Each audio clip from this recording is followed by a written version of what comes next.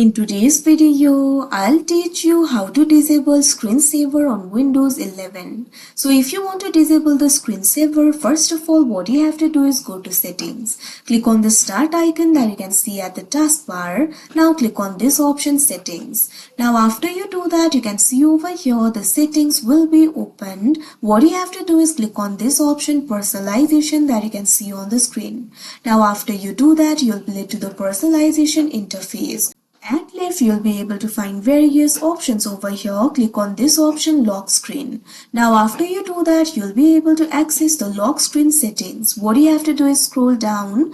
Now over here, you'll be able to find this option for screensaver settings. Click on it. Now you can see over here the screensaver settings will be opened. Now you can see the screensaver that is selected right now. Click on it. Now click on this option none. After you do that, click on the option apply. Now you can see over here the screensaver is none. That means there is no screensaver on your Windows anymore. So that is how you disable screensaver on Windows 11. I hope you found this video helpful. Thank you for watching.